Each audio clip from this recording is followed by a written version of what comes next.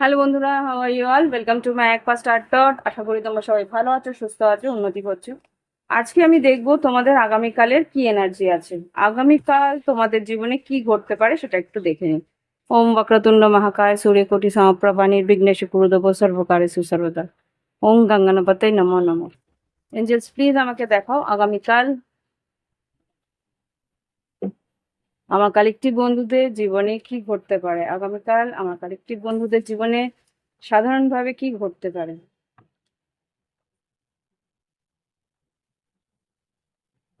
ওকে,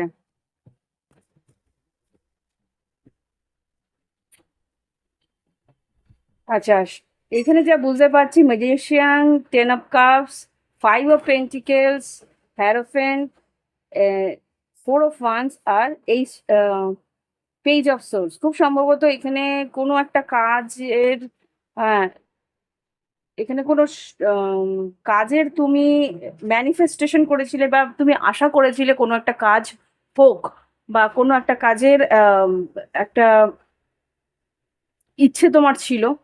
তো সেই কাজটা হচ্ছিল না, বা সেই কাজটা ডিলে হচ্ছিল, দেরি হচ্ছিল, বা কোনো রকমভাবে সেই কাজে তোমার কিছু ক্ষতিও হয়েছে।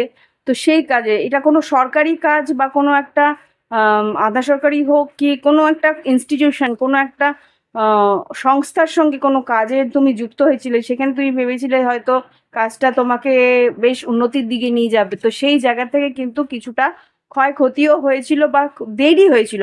আমি যেটা দেখতে পাচ্ছি, একবার পেজ 5 of Pentacles-কে দেখি, ক্ষয়ক্ষতি না, হ্যাঁ, কেউ তোমার এই কাজটাকে দেরি করানোর জন্য বা কিছু ক্ষতি করানোর চেষ্টা করেছিল, আই থিঙ্ক। এতগুলো না, একটা কার্ড দাও, একটা কার্ড দাও। 5 of Pentacles-কে একটা কার্ড দাও। হ্যাঁ, দেরি, তুমি ধৈর্য ধরেছিলে যে কাজটাতে কি হবে না হবে, ওয়েট করছিলে। Three of wands, temperance, 2 of Swords, কোনো রকম এগোচ্ছিল না। সেই কাজটা এগোচ্ছিল না বলেই তোমার ক্ষতি হচ্ছিল, কোনো না কোনোভাবে তোমার হয়তো ধার দেনা হয়ে যাচ্ছিল। তো সেই জায়গা থেকে কিছু খবরাখবর তোমার কাছে আসবে। Page of source, page of সোর্সকে ক্লারিফাই করো, পেজ অফ সোর্সকে ক্লারিফাই করো। 4 of Cups বেরিয়েছে, যাই হোক একবার দেখে নিচ্ছি। পেজ অফ সোর্সকে ক্লারিফাই করো, পেজ অফ সোর্স কি খবর। হ্যাঁ, কাজটাকে এগোনোর বা কাজটা এগিয়ে নিয়ে যাওয়ার একটা খবরাখবর তুমি পাবে। সেই কাজটা তোমার এগোনো শুরু করবে। তোমার আশা অনুরূপ তুমি কিন্তু স্লো হলেও কাজটা যেখানে শেষ হয়ে যাবে বা আর হবে না সেটা ভেবেছিলে, কিন্তু সেই কাজটা তোমার এগোতে শুরু করবে। এটা হচ্ছে গিয়ে তোমার আগামী দিনের 2-1 দিনের মধ্যে এই ঘটনা ঘটবে। আর লাভ লাইফে দেখি কি ঘটতে পারে। লাভ লাইফে তোমাদের আগামী দিনে কি এনার্জি আছে। আচ্ছা, nothing to worry about, work on your connection.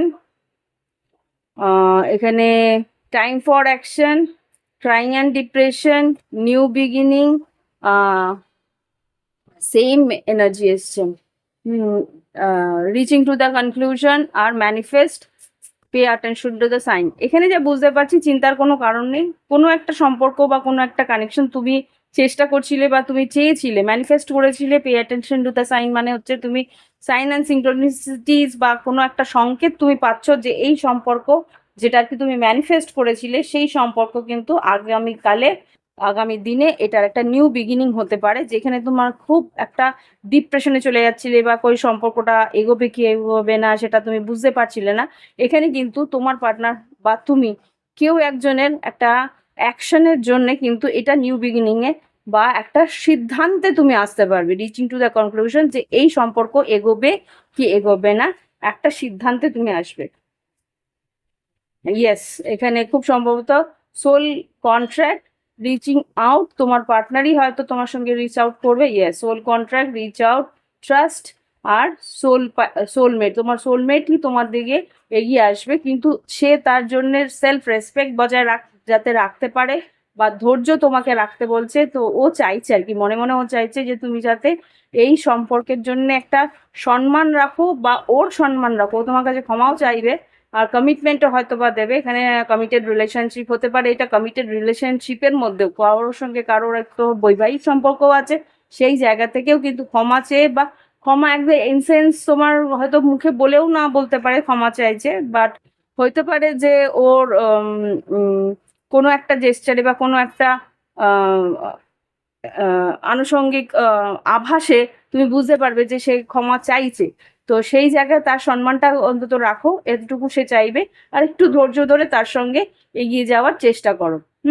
এখানে সেটাই আমি এখানে দেখতে পাচ্ছি। দেখি তোমাদের গাইডেন্স কি দেয়।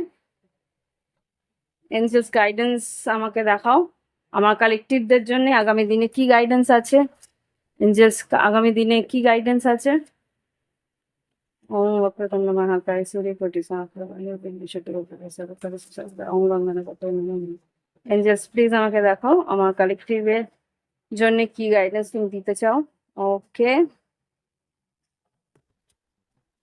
রিকভারি। তোমার যদি অসুস্থতা থাকে, শারীরিক কোনো অসুস্থতা থাকে, সেখান থেকে রিকভারি হবে আর সাকসেস, উন্নতি আসবে। তোমার জীবনে কর্মক্ষেত্রে উন্নতি আসবে। ইফ ইউ বিলিভ, তোমাকে কিন্তু পজিটিভ থাকতে হবে, তোমার বিশ্বাসের উপরেই কিন্তু তোমার আর্থিক উন্নতি আর কোনো রকম ফ্যামিলির মধ্যে বা কর্মক্ষেত্রে বা রিলেশনশিপের মধ্যেও কিন্তু রিকভারি আসতে পারে। কিন্তু অ্যাকশন তোমাকে নিতে হবে আর পজিটিভ, রিমেইন পজিটিভ, সেটা বারবার করেই বলছে যে পজিটিভ থেকে কাজটা করতে থাকো আর মানসিকভাবে টেনশন নেবে না, লেট গো করে দেবে। যা পরিস্থিতি আছে সেটাকে ছেড়ে দেবে, কাজটা করবে তারপরে ছেড়ে দেবে, যে যা হওয়ার তাই হোক, এইভাবে ঈশ্বরের উপর একটা ভরসা করে ছেড়ে দিতে বলছে। এই হচ্ছে গিয়ে তোমাদের রিডিং। ভালো লাগলে অবশ্যই লাইক দিও, কমেন্ট করো, সঙ্গে থেকো। আর প্রাইভেট রিডিং এর জন্য ভিডিও ডিসক্রিপশন বক্সে হোয়াটসঅ্যাপ নাম্বার আছে, যোগাযোগ করে আমার সঙ্গে ফি স্ট্রাকচার জেনে, যেই ফি স্ট্রাকচারে তোমাদের রিডিং নিতে ইচ্ছা হয় গুগল পে, ফোনপে, পেপ্যালের থ্রু রিডিং নিয়ে মানে ফিস দিয়ে রিডিং নিতে পারো। আর যারা বাংলাদেশ থেকে হোক আর যে কোনো কারণে হোক গুগল পে, ফোনপে, পেপ্যালে আমাকে ফিস না দিয়ে মানে অনলাইনে পেমেন্ট করে করতে পারছো না, তারা আমার যে চ্যানেল আছে চ্যানেলের মেম্বারশিপ নিয়ে ওখানে 2টো কোয়েশ্চেনের উত্তর তোমরা সেই মেম্বারশিপ থেকে নিতে পারো। ওকে, আর ক্রিস্টালের জন্য সেম হোয়াটসঅ্যাপ আছে, হোয়াটসঅ্যাপে এসে যোগাযোগ করলে অনলাইনে পেমেন্ট করে।